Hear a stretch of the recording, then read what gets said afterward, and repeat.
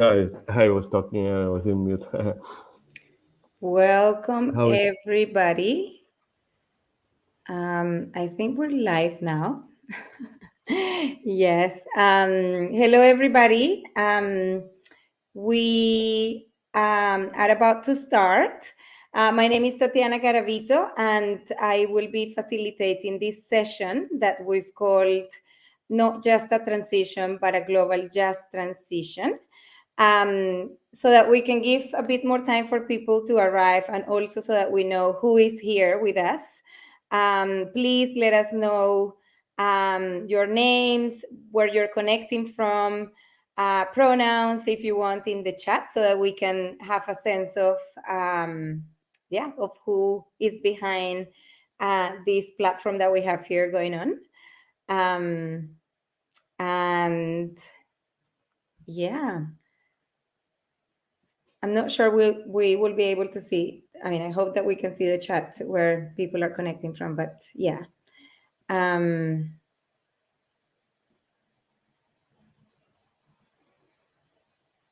I don't see. Mhm.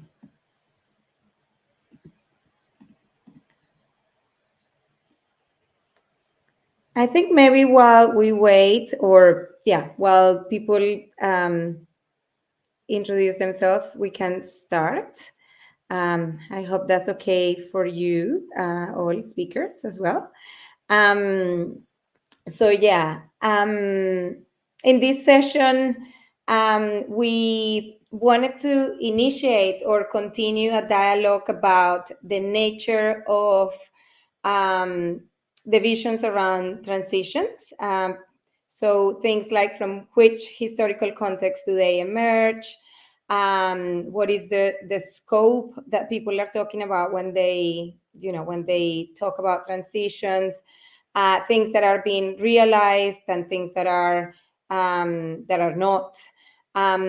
Also, because in many parts of our movements, people are constantly grappling with the urgency of transitioning to sustainable and equitable systems. And in doing so, they are encountering and challenging as well significant misconceptions. For instance, I think one of the big misconceptions is that the transition exists solely within a narrow kind of like national interest and the tempting allure of green growth. It is also not very uncommon to hear, mainstream environmentalists, politicians, and business leaders talk about a transition away from fossil fuels. It is, I think, something that has become quite common. However, this transition is not currently taking place. Renewable energy, for instance, while bringing its own set of challenges like, increased mineral demand, is really supplementing fossil fuels in the bigger kind of like energy matrix, rather than really displacing them. And we can see that in figures and data that is coming up about how much fossil fuel extraction there is currently.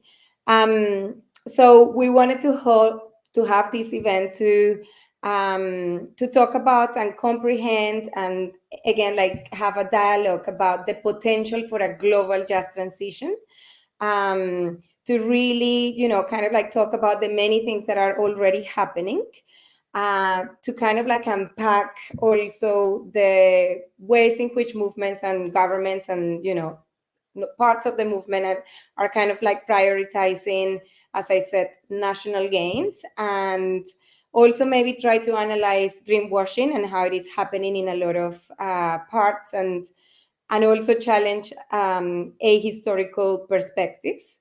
And yeah, also because all of the people, the speakers here, are involved in initiatives and like conversations and dialogues that really talk about the transition from a much wider perspective.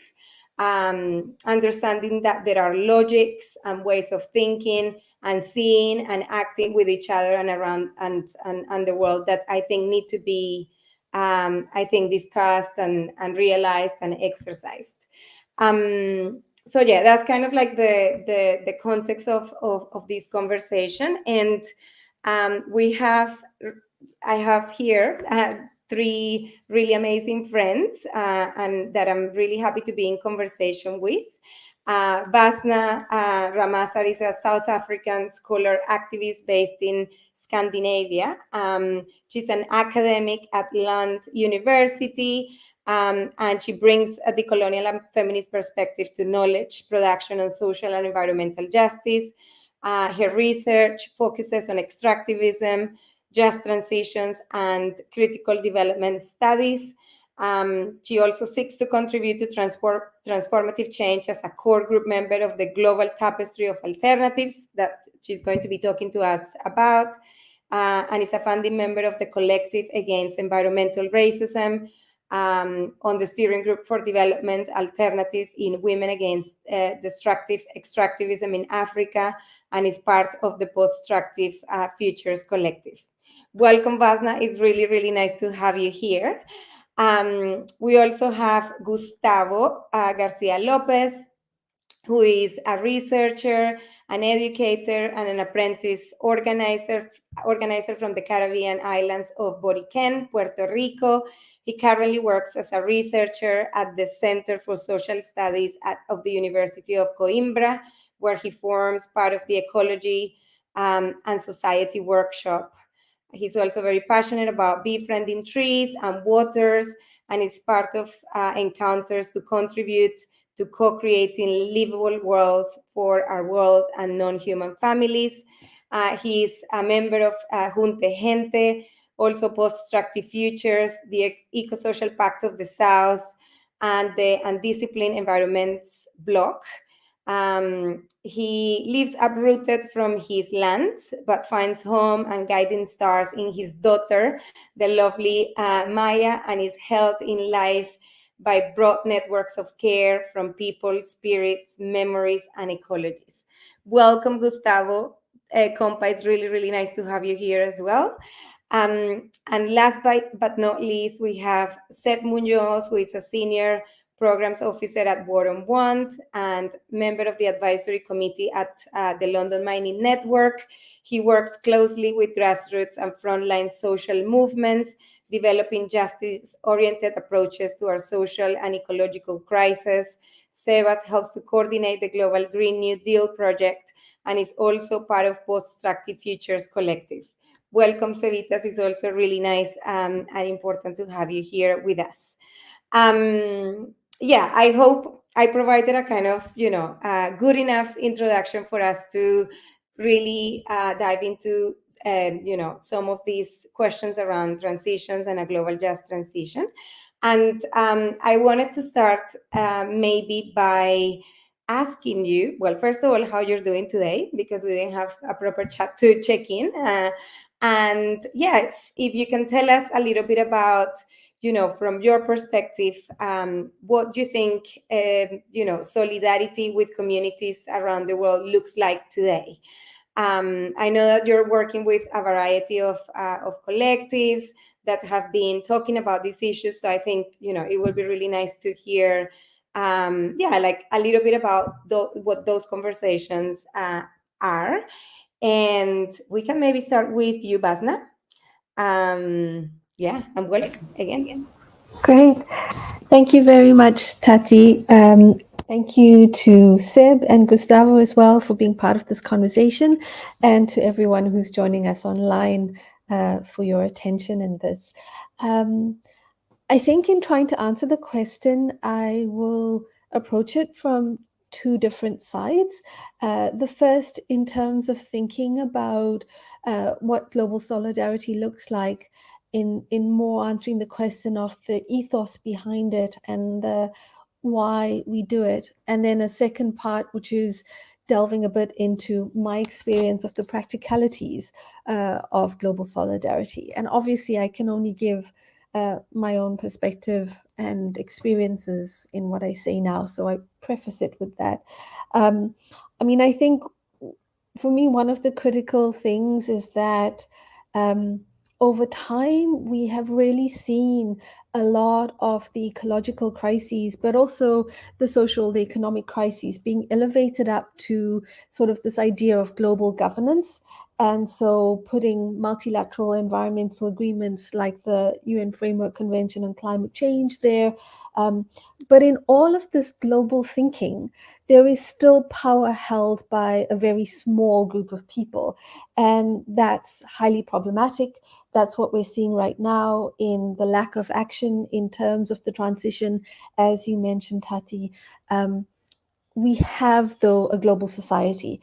It is not a singular and uniform society as the ideas of the Anthropocene would like to suggest, but there is a global society living, creating, being, knowing, doing in very different ways around the world.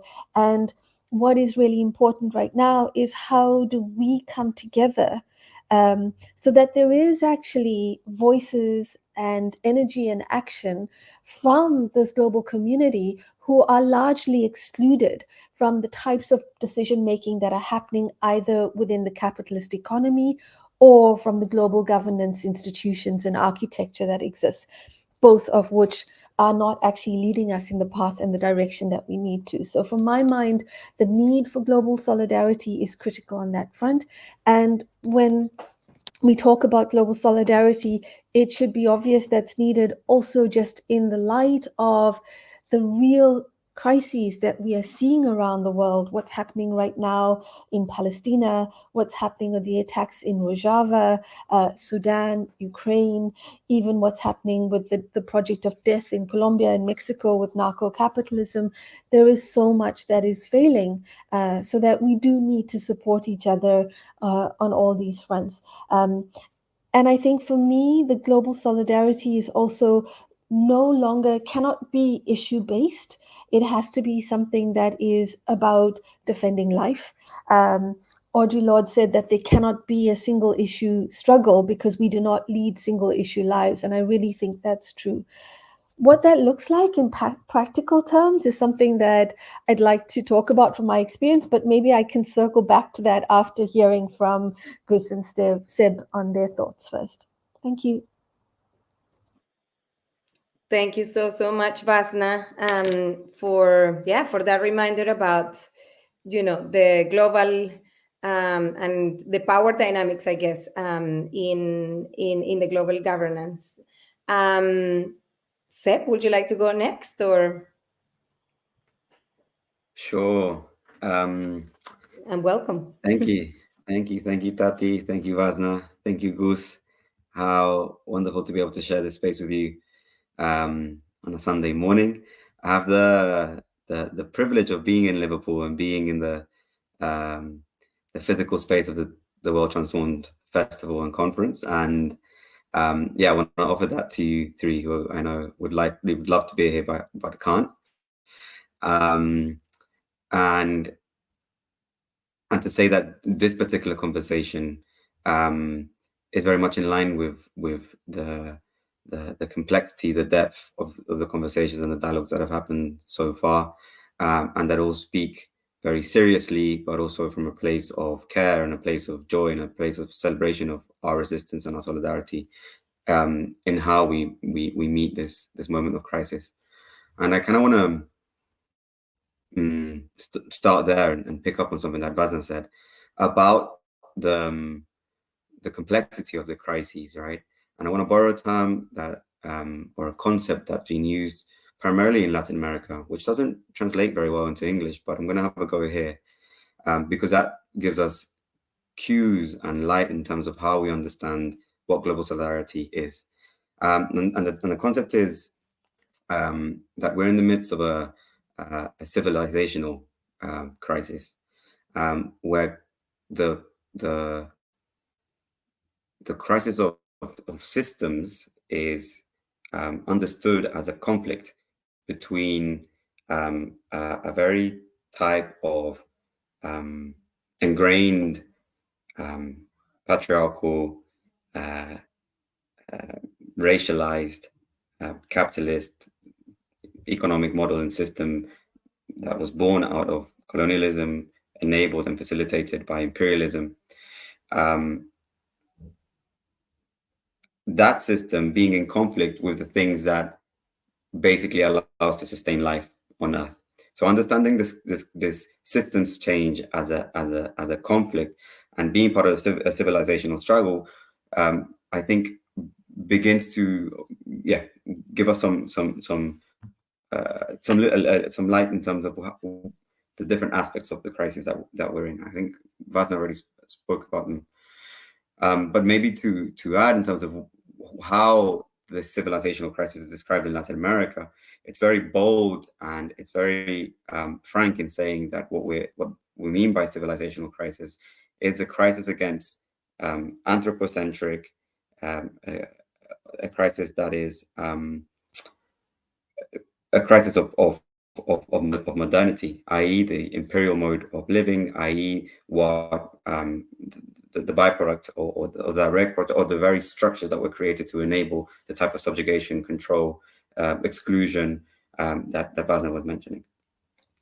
And so when we're talking about transitions and when we're talking about the energy transition, and Tati, you alluded to this, I think it's really important to underscore that it's much more than just the simple switching of one energy source to another.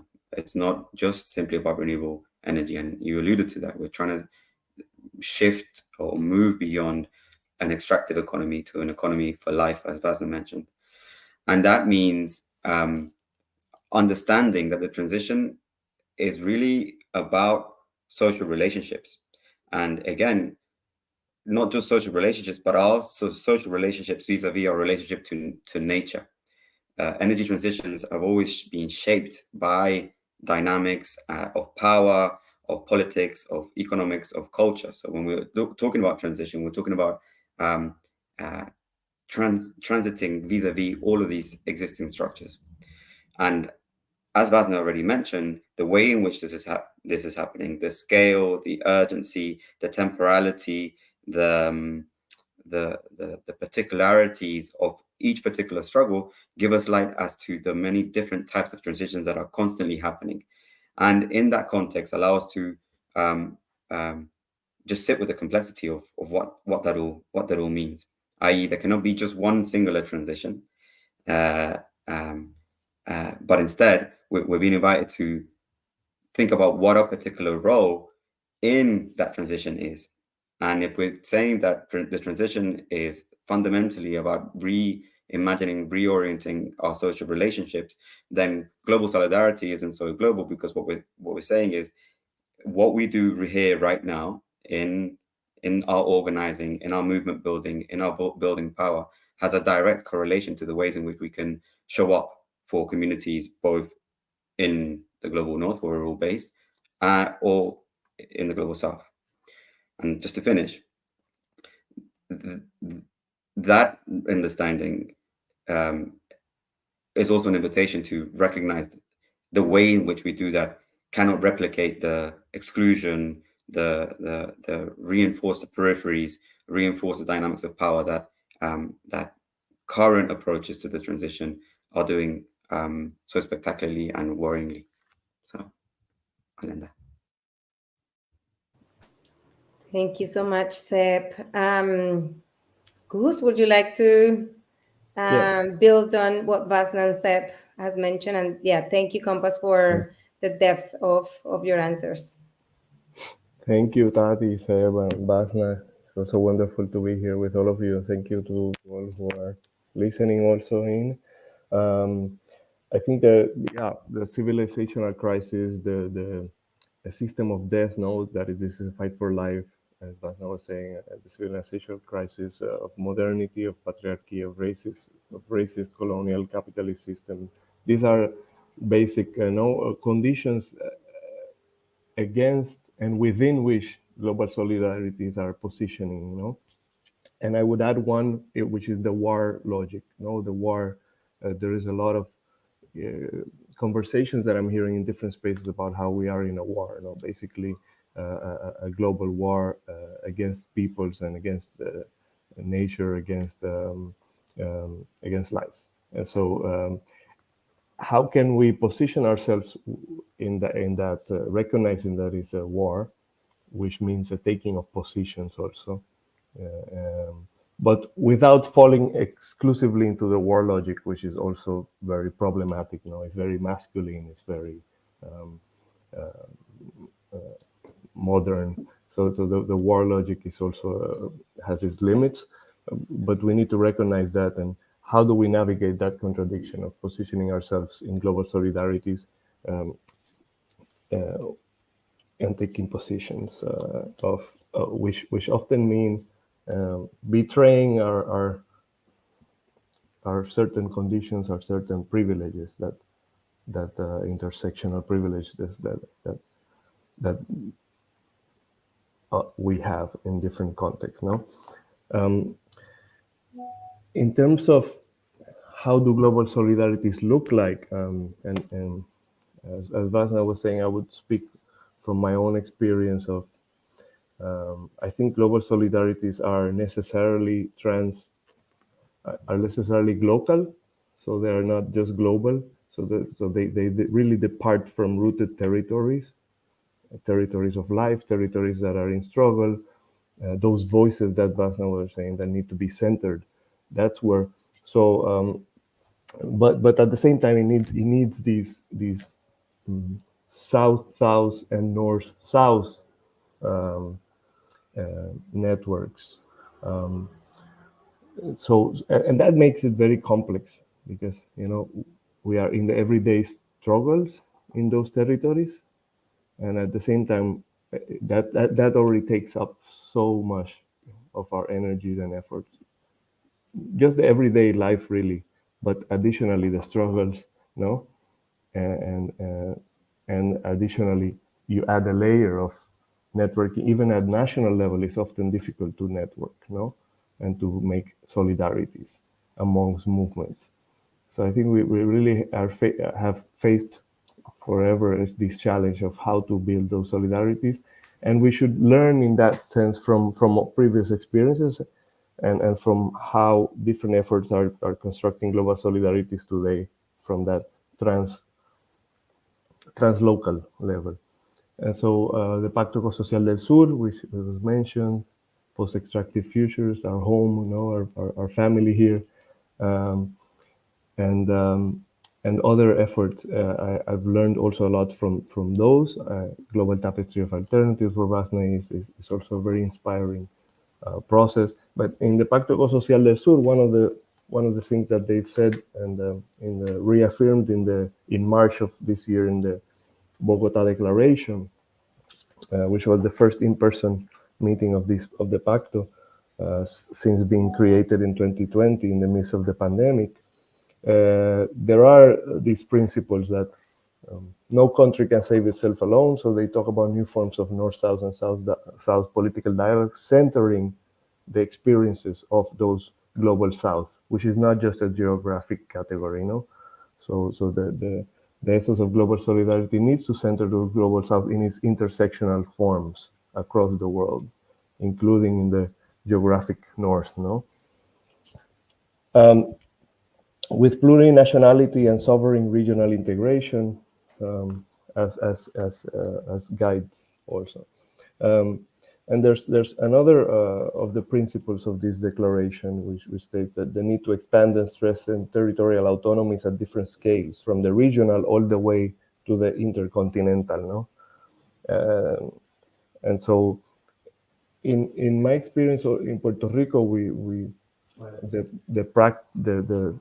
talk more about the practice, but the essence of encounters also as a praxis, as an ethos and as a guide of has been useful, I think, as a guiding principle of we need spaces to get together. We need spaces to build those solidarities which are really based on love and on feeling each other's pains, on seeing each other, in our shared humanity and our shared struggles, and really having the time to become one another, to become together, which is it's in tension with the urgency of the moment, that's another tension that global solidarities face. And so how to navigate that, to really give each other time to build those solidarities from the ground, rooted in territories, but also at a global scale. And I will leave it there, and we can come back more to some of these. Thank you. Thank you so much, Gus. And yeah, thanks all of you for setting up the tone for this conversation and remind us of of the systems that we have in place and the complexity of those. And I think, Vasna, as you were saying, like how the importance of like understanding that we need to work in a way that really helps us to understand the interconnectedness of all of those. And Gus, you started to talk about the kind of like the politics or key elements of the ways in which we can do global solidarity. And thank you so much also for that reminder that solidarity isn't just about taking action, but it's about building meaningful relationships with people, not just like being with you at this particular protest, but really staying together for the long run and building connections and relationships that are long lasting and understand all that pain and all that all the complexities of the issues that we're working on. And the next question that I wanted to ask is about, and I think, Vasna, you were going to come back to this question around the practicalities or the politics or key elements that you have found important in doing global solidarity work. And so therefore, thinking about global transitions. Like what does it look like in your contexts, in your groups? And like if you want to also talk about the challenges that you might have, so that people listening here can also learn from those, because like I think there is a lot of knowledge and wisdom from those moments and those failures that we have done, that we have experienced as movements and people. So Vasna, going back to you, if you want to start with the question. Yeah, I think I'd like to obviously echo everything that the other two have said, but also just to pick up on Seb's point about there cannot be a singular transition. And I think one of the starting points for me that's really important when thinking about global solidarity is the understanding that our lived experience and our standpoints are so very different. So we cannot assume to know what someone else has experienced. And so we have to be aware of that. We have to be conscious of the histories, of the cultures, of the traumas that come, when we are connecting. Because even if we want to show allyship, or however you want to frame that word, to me, it's just being human with each other. There is a need to first see that, and also to know this idea that there's no singular transition. So how do we work towards, and we talk about it as the pluriverse, a world where many worlds fit in. How do we actually create something that is global solidarity, that is not erasing the differences that are a unique and important part of all of that. And it's also about, as Gus said, trying to find out where and how we use different privileges or resources that we have in the service of our common goal and vision of what we need to do. In terms of the work that we do with the global tapestry of alternatives, there is a particular focus in terms of the transition, and that is more around the idea of what are the regenerative, what are the new radical alternatives that are actually creating ways that are different from the destructive hegemonic system that we currently live in, as Seb elaborated on. So it's really about alternatives that are reviving ancient traditions, but also the emergence of new worldviews that are all working to reestablish sort of humanity's place within nature, to establish human dignity, to establish equality. Now, that is to say then that there is a lot of global solidarity that is needed in terms of resistance just fighting against the everyday struggles. But we are in the global tapestry of alternatives, particularly focused in this question of a transition, is what is the prefigurative politics? What is already out there in the world that we can learn from, that we can connect to? And as Chris mentioned, it's about creating those spaces where we can collaborate, where we can exchange, where we can learn from each other in critical ways, but also to constructively challenge the way we do things, that we start to actually weave together. So that's our focus, is how do we weave together in common actions, but also in ways that allow for the differences to be present. And that's ultimately in the hope of creating a critical mass that is going to lead to the systemic transformation that we're looking for. Part of that is still working with resistance, but a lot of that is what does it mean to bring things into existence or re-existence, to generate or regenerate, and so forth. In very practical terms, a lot of this work comes down to how do we build those social relations? How do we actually find each other, have the space and time and resources to connect, to get to know each other, to build trust and respect, critical in global solidarity, but also to practice the deep listening that's needed. And that is really not easy because we all have our own agendas. We're all overwhelmed and struggling to keep up with things. Some of the real challenges we face is that we can often only connect through the colonial languages, right? So it's English, it's Spanish, it's French are the ones that we might have in common when we're talking in a global community. Others as well, of course, but it is already a barrier that we have to work through. Something like time zones is another very real challenge, right? How do we connect if we're trying not to fly all over the world? And yet, even with the luxury of the technology that we are using right now, what does that mean for including those who do not have the digital access that we do, who live in different time zones, who don't have the resources?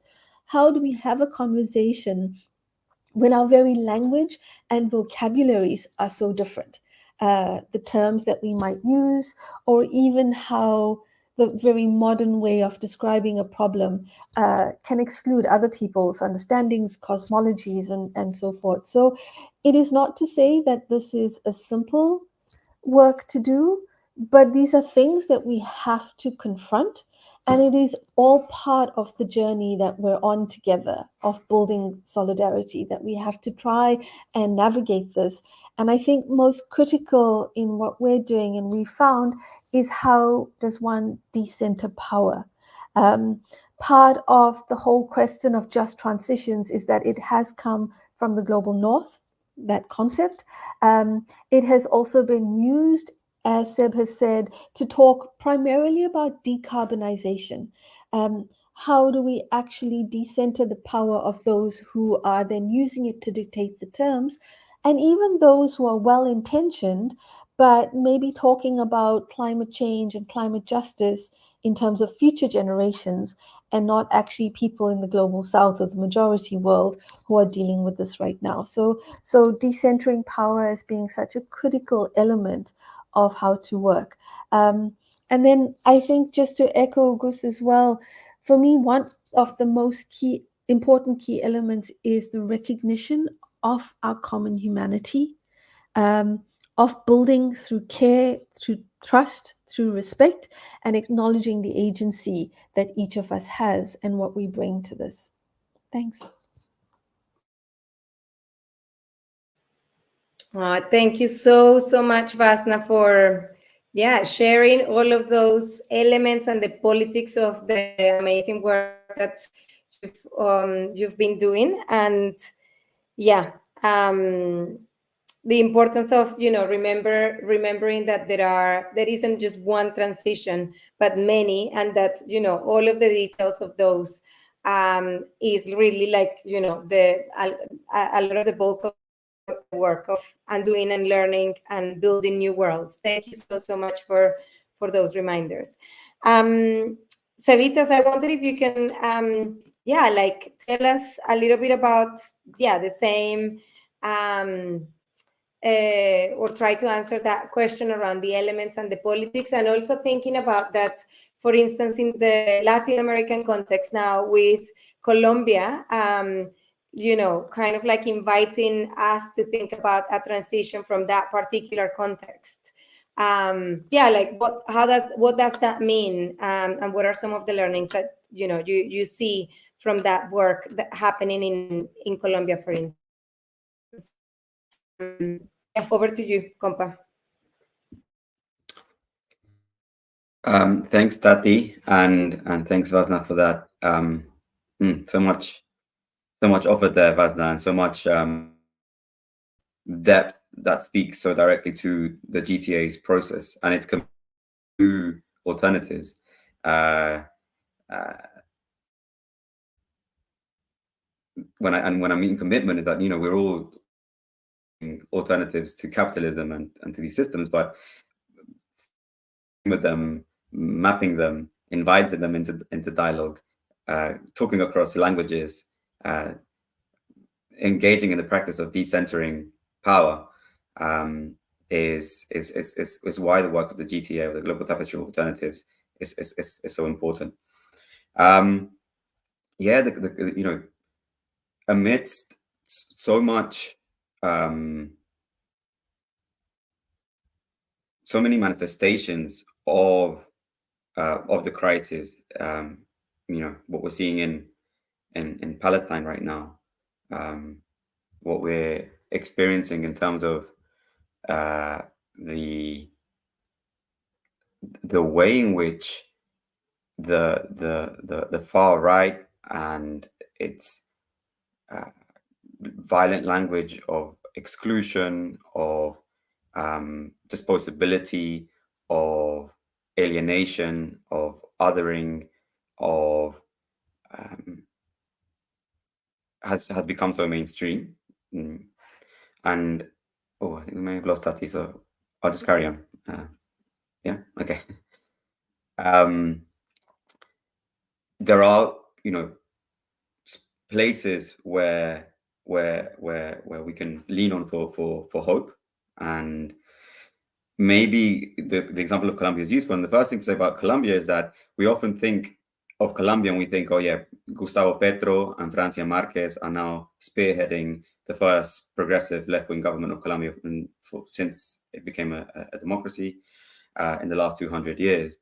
And one of the things that has been refreshing is movements saying to me, well, why so much focus on the government, and a reminder that government was able to come into power precisely because it was a confluence of social environmental movements, of the feminist movements, of trade unions, and workers of all kinds, of the LGBTQI collectives and expressions of popular resistance, of the peasantry, basically coming together and engaging in plurality over many years so that the transition from resistance to power could take place. And the Colombian government has committed to phasing out fossil fuels. It's been very, very much a leader, I suppose, in being bold and saying that the transition needs to happen. But how that's playing out in the country speaks to this very complexity that we're trying to grapple with today. And I want to just give one example of a place called La Guajira, which is in the north of the country. So La Guajira is in the Colombian Caribbean. It's home to the indigenous Wayu people and to a large Afro-Colombian population, Afro-Guajiros and Guajiras. And in this region, for the last 40 years, it's been subjected to relentless coal extraction, primarily at the hands of three multinational companies who, until very recently, were all registered in the UK. And they were BHP, Anglo American, and Glencore. At the moment, Glencore bought out BHP and Anglo American. And the concession, the license to exploit coal from this region, the coal that for so many years was powering the electricity grids of Europe and the like, and that has led to a series of devastating and deadly impacts and human rights violations and the destruction and destitution and dispossession of ecosystems, territories, communities, and ways of life. The license to exploit that coal runs out in 2034. And because of this kind of,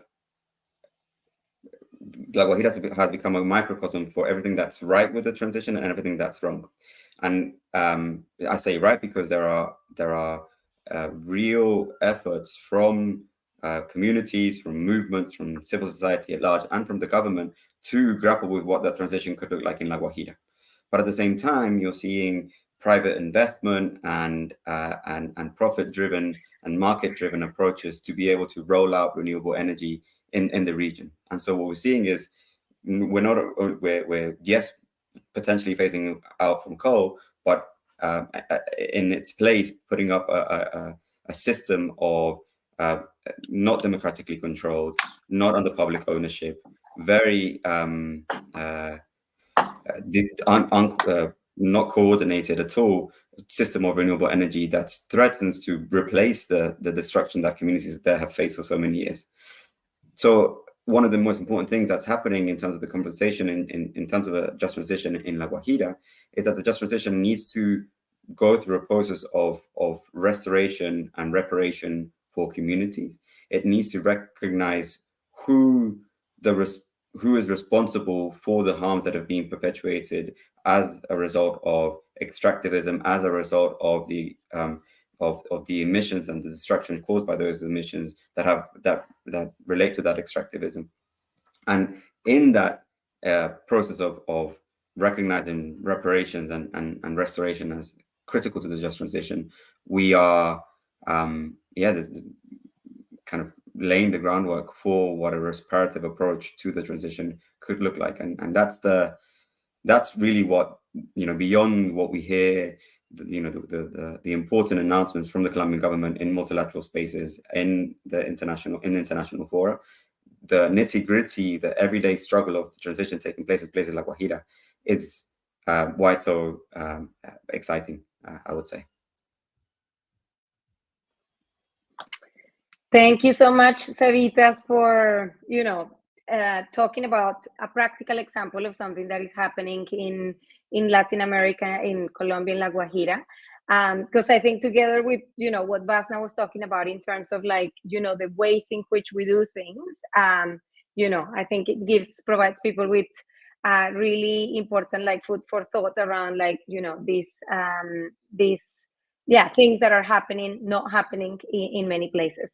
Gus, I wonder I know that you started to talk about that, from the perspective of the Eco-Social Pact of the South and, how you work and stuff, but I wonder if you want to add anything else about, the politics through which you're doing this work. And if you have any practical examples, I'm sure people here will love to hear, more about that. Thank you. Tati, yes, I think that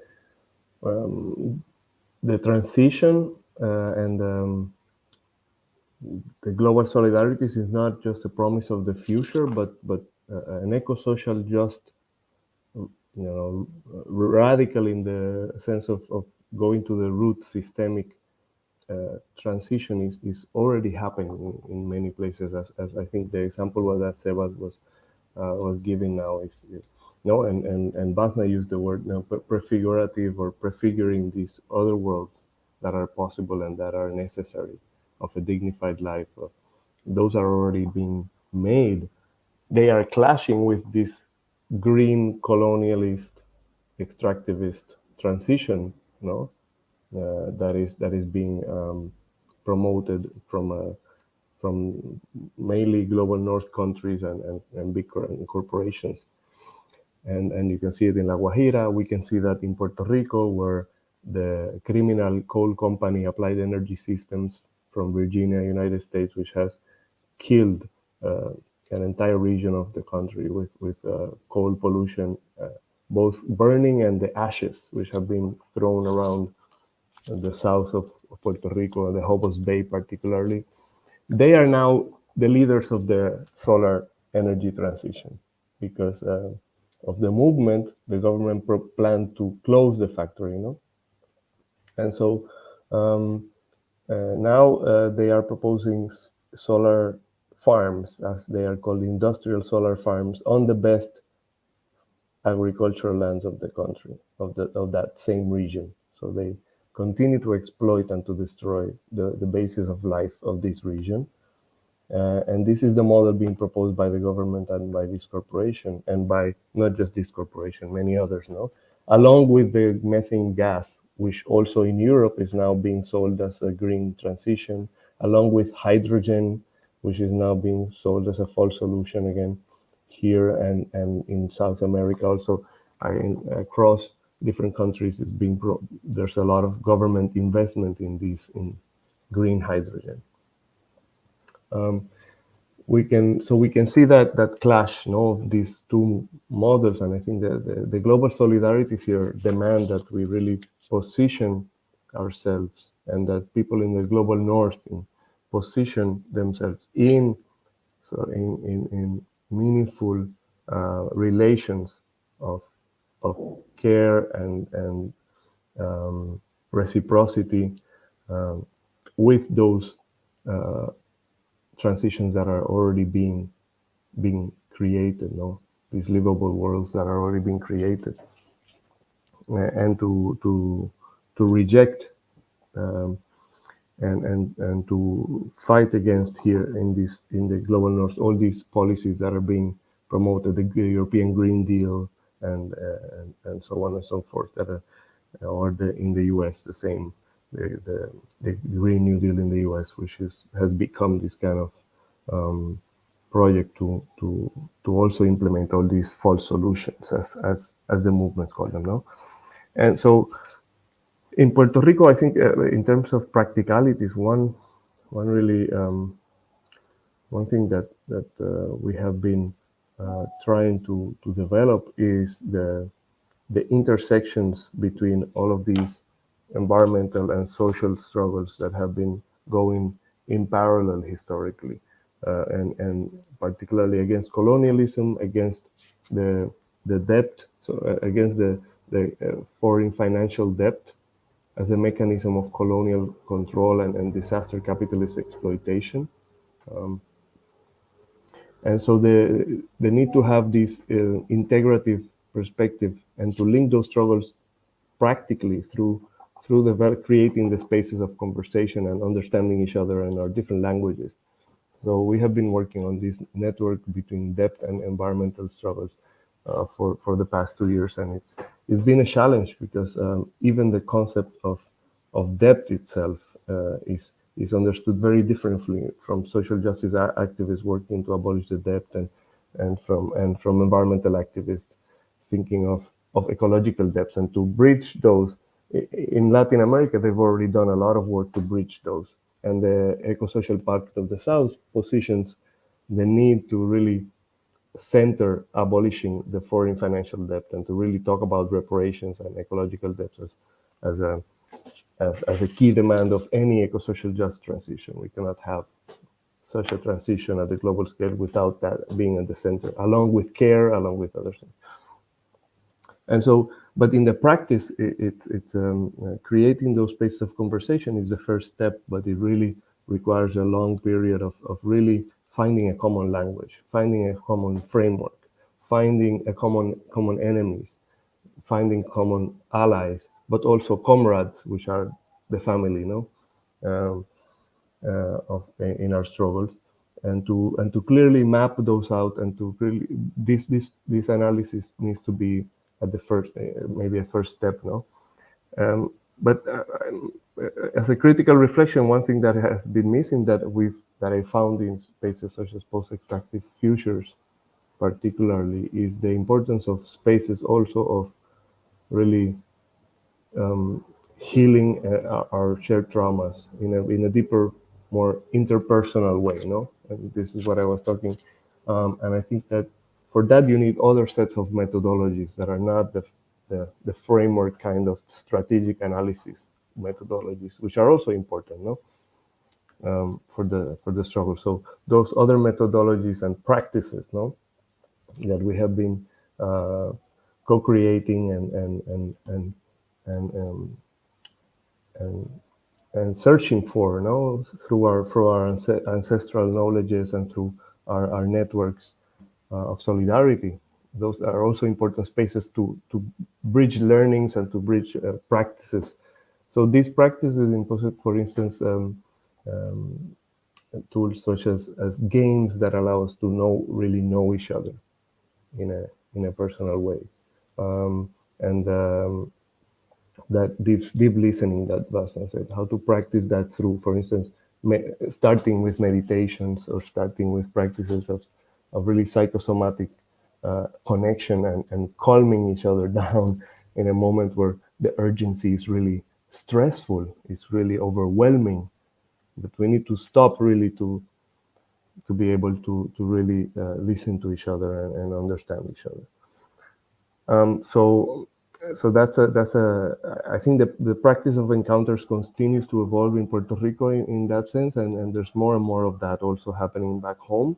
I think that the spaces like the meeting in which I was not there, but from the reporting and the commentaries that I heard from the Pacto Social Compass that received for the first time in person in Bogota recently in March, this is also the kind of joyful and spaces of reaffirming, no, the hope, reaffirming the commitment to continue struggles in a way that is also repairing, no, the damages that we also carry inside us, no. So the ritualistic element, I think, is something that I've been sitting with a lot in the last few months, particularly where different situations led us to really connect on that level and the ritualistic, and even to think of interspecies, no, the importance of an interspecies ethics of care, which is also one of the principles of the Eco-Social Pact of the South, to think how plants, for instance, can be our allies or even our family, because in the cosmologies of many places in the global South, such as in Andean culture, for instance, the plants are family, no, they are abuelos and abuelas, and so how really those families can be present in these spaces of building global solidarity. So with that, I don't know if I went to in a different space, but thank you. Thank you, Gus. No, I mean, very, very lovely, nicely put around this need for also understanding that part of the crisis that we're experiencing, this, civilization crisis, is also a crisis of our spirits, or, a lack of spirituality in whatever, way you wanna put that. And yeah, like, thanks for reminding us about the role of our groups in also bringing that about, and working on those things. Vasna, I saw that you put your hand up. Did you want to come back to some of that good thing? I did. And then the challenge of this conversation is someone says something good and you want to respond. And then they keep talking, they say more good things and you want to respond again. So maybe I'm taking a step far back, but I just want to pick up, because I think that the work of the Eco-Social Pact, especially with the manifesto for an eco-social transition, is so important. And what Gus was saying about this green colonialism that's happening, it kind of returns to my first point about the problems about the way we're tackling issues such as climate change, because there's a national responsibility, there's a national target, and all of that means that it becomes really easy for countries to say, right, we're going to go to electric vehicles, or we're going to only source renewable energy. but where does the lithium come from? Where the rare earth minerals come from? How are those being mined? So in looking at a national interest, it's very easy to divert the problems elsewhere in the world. And that's exactly what is that green colonialism that we're seeing. And it's also, perpetuating a kind of slow violence and ecologically unequal exchange, to use a more technical Marxist term around it, that is happening and playing out. So the need for global solidarity becomes so much more important, because the systems are set up just focused on national accounting, and allows countries with power to shift the problems elsewhere in the world. And that's not talking about what happens with the waste and all of that after the fact.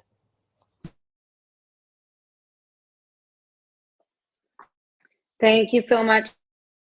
Yes, so many things have been said that it would be really good to come back to, but I guess, my internet is not working. I hope that you can, you can hear me. But I guess, like, one of the things, we wanted to have, or share with this dialogue, is that for us to really be able to unpack what a transition looks like, and what is, I think it is important for all of us to be in a constant dialogue, so we can understand the logics and how we're perpetuating sometimes violence, and the same logics, in the kind of actions that we put out there, just because of our sense of urgency, which I think sometimes is, of course, something that we all want to do. We want to be able to respond to things that are happening out there, but I think those responses need to be need to have a really robust and meaningful background for conversation, and really understanding how we're moving about things, and our intentions. I'm gonna come back to things in the chat in a moment, but I thought, just before we open up if there are the space for any questions, if there are, I thought it would be really nice maybe to share a little bit about the work that you're all doing through the Eco-Social Pact of the South, the Global Tapestry of Alternatives, Post-Extractive Futures, and the Global Green New Deal. Seb, if you want to talk about that. Because I think it is important maybe for people who are here to listen, to hear from the work that all of us have been involved in. I, for instance, helped to coordinate something called the Climate Reparations Network that works in the UK, in Britain, in solidarity with communities around the world. And I just wanted to say that sometimes people are like, of course, you're talking about reparations or campaigning about reparations just from a very kind of financial standpoint. But then when, we kind of come back or start having conversations with people, we then realize that, reparations are a lot, are a lot more than just writing a check, but really, again, thinking about the systems in which we live, and really, really reconstructing and building new worlds. But I'm not going to talk about the Climate Reparations Network now. I just wanted to give a space for others, others to come in about all of the work that is happening in solidarity with communities around the world. So maybe what I'll do is I'll start with you, Seb, just to mix it up a bit, and not to put Basna on the spot every time. Seb, would you like to share a little bit about the work that you and many of us here have been working on? You go. Sure, Tati. Thank you. And also I just want to acknowledge the comment in the chat, and hopefully we can also speak to it and speak and sit with the complexity of what's being shared, I think. I find the work of the Climate Reparations Network so useful, because following along this line of prefigurative politics and prefigurative organizing, and also referencing the work of Olufemi Otaiwo, who invites us to think about reparations as a world-making project, i.e., the harm of 500 years of violence can only be repaired if we're committed to building the structures that will allow that harm not to happen, that will allow us to both sit with the harm that's already happened and make sure no further harm has happened. And the climate crisis brings an urgency, and I'll speak about urgency as well in a second, but brings a time frame in which we are called to act. And so when we started thinking about the Global Green New Deal at War on One, it was March 2020, basically, right at the start of the pandemic. And the Global Green New Deal, very much in line with what's being shared today, was an expression of a critique of the way in which Green New Deals, green industrial policies, if you want to think about a more recent example, even the Inflation Reduction Act in the US as the furthest expression of an attempt to kickstart the transition, didn't go far enough, and I think Basan has spoken clearly to that. But it was always also an invitation to think about, so what are the interventions that need to be made? And the interventions had to do with what's the fair share of action that a country like the UK needs to take in order to address the climate crisis and decarbonize and reduce emissions. But what's also the interventions that need to be made to ensure public services, to ensure we address the crisis of inequality, to ensure that workers' rights and work is protected. We also put a clear demand that our global economic and financial system needed to be radically transformed, that our trade rules needed to be challenged and rewritten to undo corporate power, etc., and so on. And the other two demands that I think we spent a lot of time thinking about, and that speak directly to the crises, have to do with the limits of our planet. So this is an economy that's been designed without recognizing our planetary boundaries, without recognizing the rhythms and the flows of life in terms of what it needs to regenerate, and in terms of what it needs to reproduce, even in our lives, in terms of intergenerational reproduction. We have it's not designed, it doesn't have any notion of limits. And then the final demand had to do with systems of change, and everything from undoing and repairing systems of oppression based on race, gender, and class, but also and this is where I want to expand a little bit, the systems that speak to the crisis of what we like to understand, the crisis of spirit. That is that modernity isn't something that just has shaped the world around us, it's also shaped us. So it's shaped our ability to act from a place of intuition. It's shaped our ideas of belonging. It's shaped our ideas of identity. And with this, I don't mean kind of a singular approach to what identity entails. And what we realized during this process of co-creation around the Global Green New Deal and thinking about what these interventions at the multilateral level could look like is that we're in the midst of a pandemic. And the thing that was missing from all this discussion was how are we relating to each other to even begin to take these actions at the international level and bring our movements together. So the Post-Extractive Futures collective, at least in my case, was a very direct response to that. What are the many languages of transition that are being spoken around in the world? What are the examples? What are the processes? What are the vocabularies and the forms and the practices that entail that transition?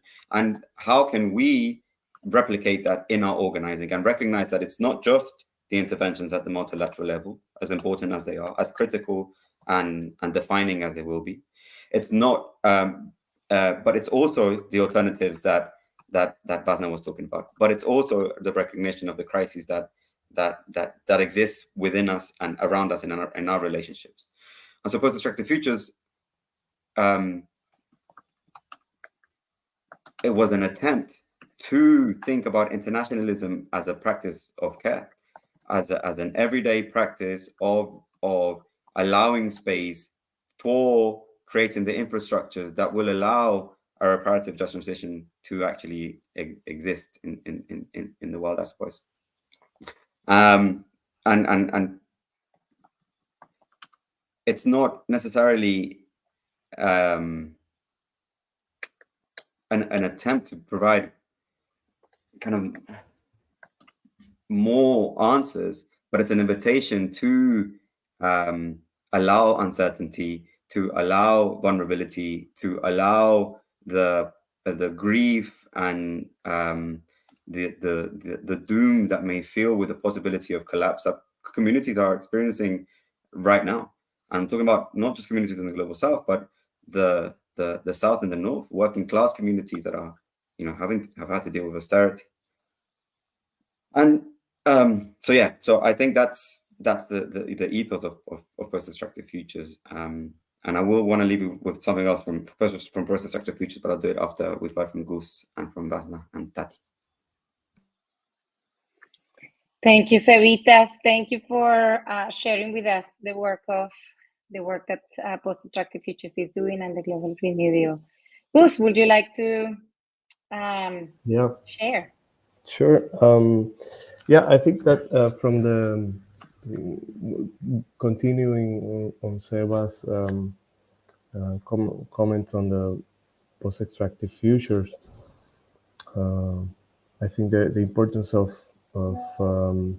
experimenting with new practices and methodologies of building solidarities, which was what I was mentioning before, and I mentioned meditation, which is not a solution indeed in itself, and it can be also very individualistic, and self-care now has also become a marketing tool, but it's also part of the practices of resistance of deeply rooted communities.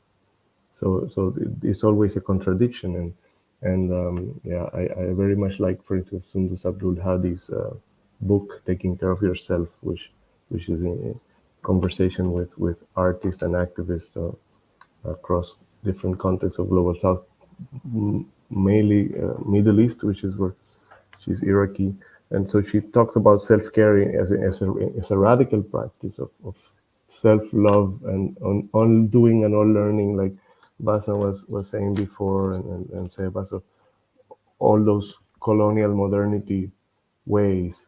That requires a practice of meditation and introspection also, and of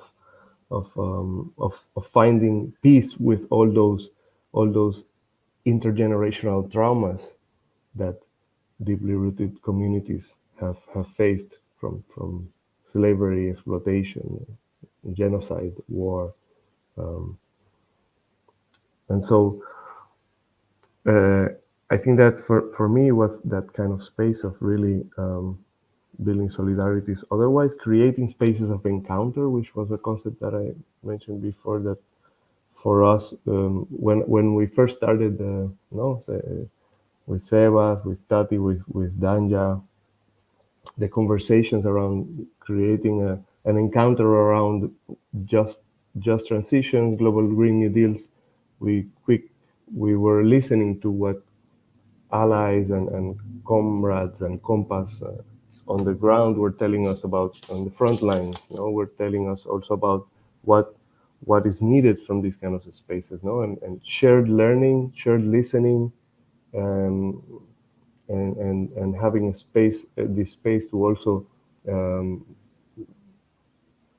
practice deep listening and creating solidarity among each other was one of the things that came up, and we opened that space also with our own lessons of what we felt was missing in the other spaces of solidarities in which we had.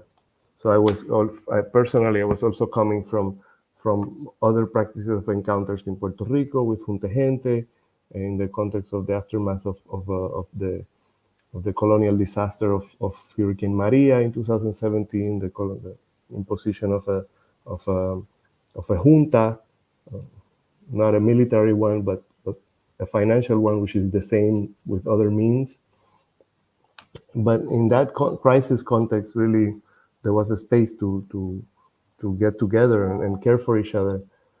But also, I saw the limits, as I was saying before, of the typical practices of how to do these encounters. And basically, let's listen to each other and let's create some kind of manifesto, which is also important. But then, how do you build on that, no?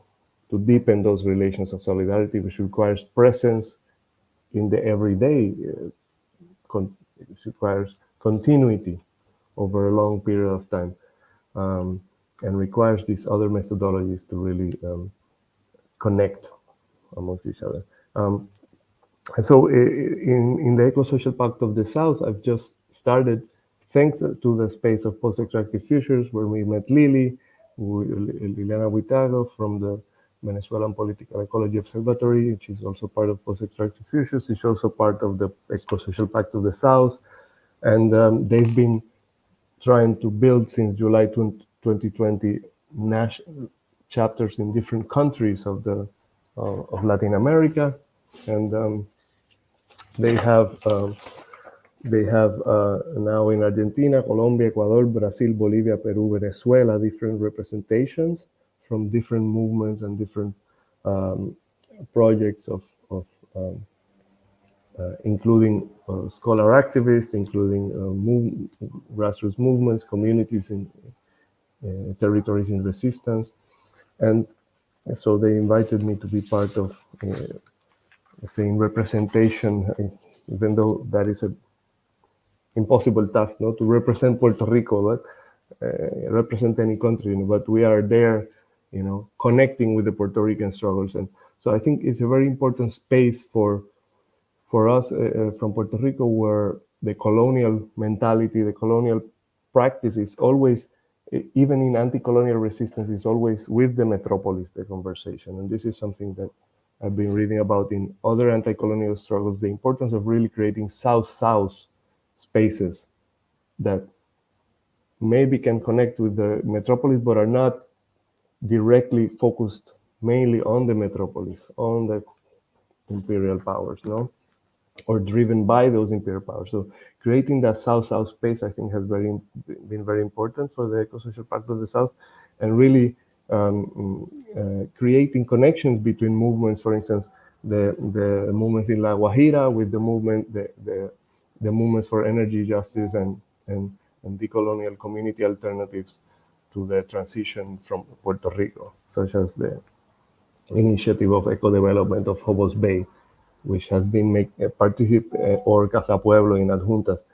Casa Pueblo, for instance, participated in a community energies gathering or encounter that happened recently in Colombia, and this was partly as a result of this shared network. So the network can have a pollination effect that I think we should really be aware of and consciously help promote, no, and help foster, seed and nurture these seeds that we and if we can see it in that multiplying sense, and as well as in the strengthening of each individual bond and all the bonds together.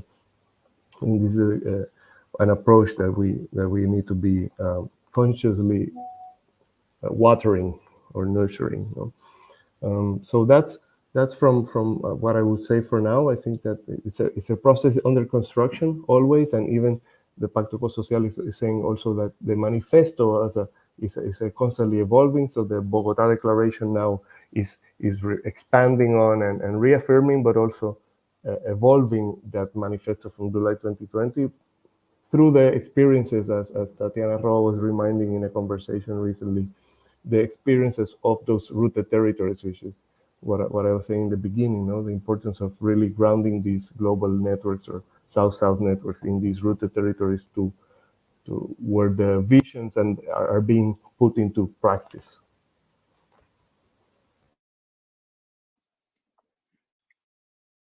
I think we have a few minutes to talk about history of alternatives. Amazing work. that you've also came together in person recently, so it'll be really good to hear, from that, if you have a bit of information about that. Yeah, I know that we're running out of time, so maybe I'll just run quickly through 4 very tangible examples, one of them from the GTA, but maybe drawing a few others. Just linking into what Gus had talked about in terms of the Eco-Social Pact. One of the things that was organized was a tour in Europe, which was really an opportunity. Unfortunately, because of family issues, I couldn't join, but they tried to bring together voices from the global south, from Africa, from Asia, from the Pacifics, from Latin America, to actually be part of conversation with each other, but also with politicians in Berlin, Brussels, and London, to talk about the issues of the transition and how we need to think about it in a global way. So that was one very specific way of saying, how do we link up our different conversations, our different struggles, but also take it to seats of power and engage them. A second one is the work that is being done by Women Against Destructive Extractivism in Africa. It is a Pan-African network, and so there's a lot being done to develop the solidarity to specific local struggles that are taking place to help each other in that. But what I find especially exciting is that we're working on articulating an African eco-feminist just transition. So really, what is the just transition in our terms, in our language, in the futures that we are building together? And I think that's really exciting. The Climate Justice Collective in South Africa is also talking about deep transition, also claiming those things and saying, how do we define what that is in our terms? With the Collective Against Environmental Racism in Denmark, we're taking a slightly different focus and saying, how do we bring these questions of solidarity into the climate discussions that are happening in the global north, in Scandinavia particularly, where climate movements tend to be white, predominantly middle-class, young, female, and so there are lots of voices missing, but also there's not the space for the South to come in. So we're trying to bring that in there. So those are really tangible and specific examples. There's amazing work happening with the Global Tapestry of Alternatives. I'd encourage you to please look at our website and see, because we've tried to capture the stories. Part of it, as I've said before, is about building that global solidarity so that we are weaving together this tapestry for the future, for a pluriverse, for the world building that Seb talked about. But a second part that's critically important is, how are we also changing the narratives of what is possible and what the future will be? What's the worlds we're building? There is such a control of mainstream media. There's also this push from the far right, as Seb mentioned, which is really trapping people into this idea that we have very few options, that we're stuck in capitalism and there's nothing else beyond that.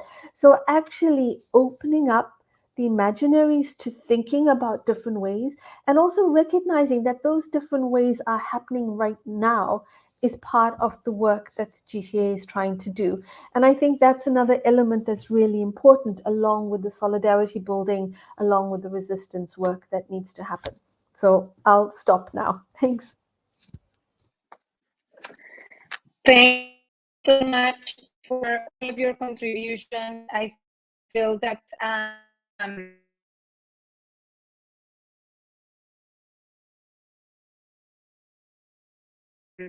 off, and I do hope that it, like, people here who are seeing this conversation, listening to this conversation, feel as me. Just before we end, I wanted to remind people that we have provided a few links to the initiatives that we are part of: Post-Extractive Futures, the Global Tapestry of Alternatives, the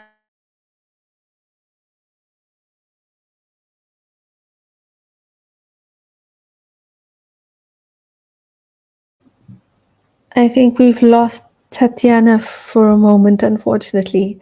in a crucial moment as well. And I think hopefully Tati will be able to join us again, but it was just to say that the links to some of the movements that we're part of will be included in the description of the YouTube video when it's uploaded. So you can also follow and connect with us there. And we lost her completely now. Yeah. Well, maybe so that we don't end kind of abruptly, and we try to do a little bit of the job that we could never do as well as Tatiana. Tati, I was going to just suggest maybe we can just offer some closing remarks before you log out.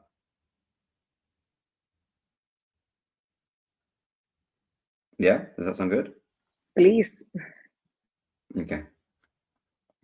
Okay, I'll seeing as speaking, I'll carry on, I guess. Yeah, one of the things that I think we've tried to put across today is that as people and activists and organizers involved in in the movement for climate justice and in the fight against extractivism, and who have approached the complexity of the systems crises and the polycrises that we're facing, we can only offer the learning that we've done and shared, right? And so in post-extractive futures, we always foreground or invite the reflection between what we're dealing with at the individual level, with what's going on in our movements, and how then that is a reflection of what's happening out in the world. And again, this is to reclaim individuality from the way in which neoliberalism has attempted to create a hegemonic culture, I suppose. When I was talking earlier about the energy transition being fundamentally about our social relationship to nature, fundamentally. I was talking about the political, the economic, the social, but also the cultural. And so I want to end by inviting us not to think about individuality as individualism, but individuality as the practice of care. With the pandemic and in the current context in the UK, when there is a crisis in the system of care, precisely because care isn't seen as a profitable endeavor, because care isn't seen as the type of labor that can be monetized, because it isn't monetized, and because it isn't given the value that it's given. We say resoundingly, when a system of care is in place for dealing with the crises and the challenges, the material, the economic, the social, the cultural, the spiritual crisis that we're facing, it's an enabling system. A system of care is a system of repair, because it enables us to address these moments of deep challenge and violence with different languages, with different cues, with different opportunities. And I can only kind of offer that humbly, and then also just want to end with the vision that we sort of co-created with post-extractive futures, and that is, what is it that we can do together that we cannot do alone? Together we can teach and challenge each other to imagine the world in new ways. Together we believe in a diversity of worlds where life, where no being is disposable and no land is desecrated. Worlds where everyone's essential needs and well-being are honored, where the labor of nourishing life is equally shared.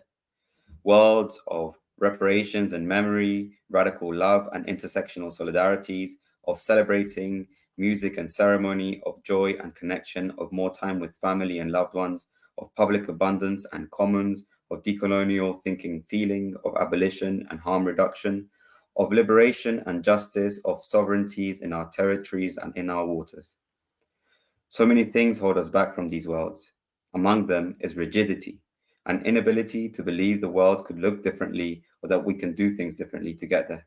Against rigidity, we propose play, experimentation, ritual, embodiment, and curiosity.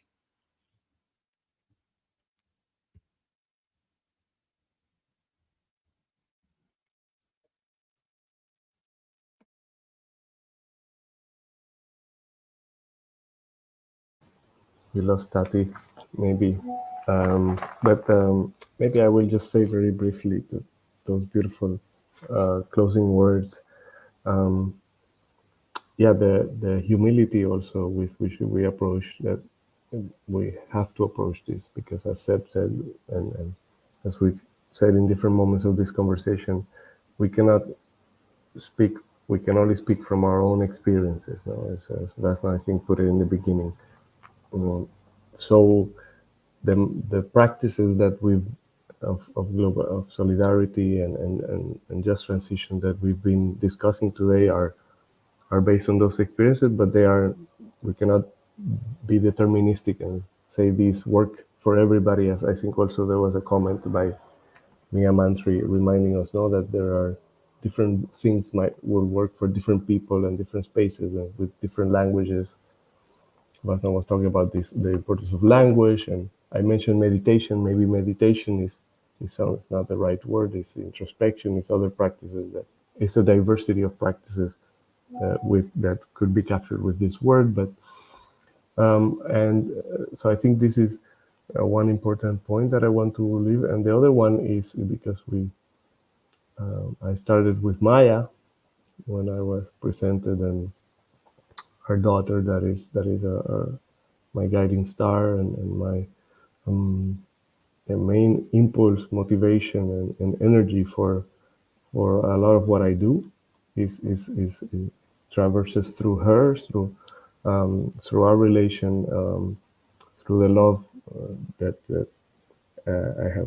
I have come to understand and know through this relation. And so I think one challenge for me is how do we create these spaces of solidarity? How do we participate and be present in the work that we are doing, also including these others in our families, which are part of. We could also talk about partners. We could talk about mothers and fathers and grandparents and children, and also non-human others that are part of our families. And how do we integrate those into these spaces? Because often I feel like we are doing this in this space, and then those other members of our families are kind of in parallel. So we have but can we really integrate those? That is for me a challenge to pose here as an open question for continued reflection. Thank you. I think just building on what the others have said, the idea of the problems we face can be overwhelming, can cause a lot of anxiety, and also make us feel like we don't know if we make a difference or how to make a difference. And I think even global solidarity brings its own challenges. It's intimidating, it's complex, as people said. I think my last word on this would simply be saying that each of us can find our place to contribute. Each of us can find part of the struggles that resonates with us. So start wherever you are. Start with who's around you. Start with what, you feel passionate about. I'm riffing off Jackie Patterson, but climate justice is racial justice, is gender justice. These are all linked struggles. So my thing is that when we're doing the work and we're doing the right work, it is contributing to global solidarity, whether we individually are tied into it or not. At the end of the day, it's about the collective effort that we're all making, not about what one individual does. So I would just love to encourage everyone who is not already engaged in something, find a space that is meaningful to you, and that will be worthy and valid, and that's the important thing.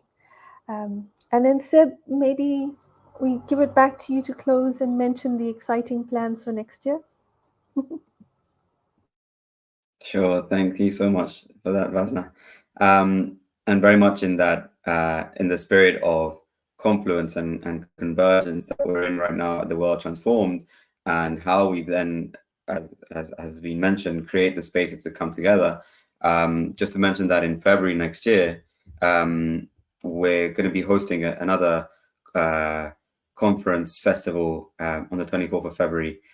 So yeah, there'll be a link and a description to it in the YouTube video link notes, as well as I said, the other links to our to the groups that we're involved in. But maybe given that we have lost Tati in this virtual space, I'll end by just thanking Gus and Vasna for your time, for your commitment, for your openness to engaging in these conversations, sitting with the discomfort that sometimes we feel when we are trying to engage these types of conversations in our movements, and learning from each other as we continuously do so. And yeah, for anyone who wants to learn more about the work that we're doing, you can reach out to us directly. There are ways to do that via our websites. Feel a bit conscious that we don't want to be sharing our personal information on YouTube. But yeah, I'm sure there's other ways to connect. So thank you so much, both. Thank you so much to TWT for this space, and I hope it's continues to be a great festival and conference. Goodbye, everyone. Take care, everyone. Bye.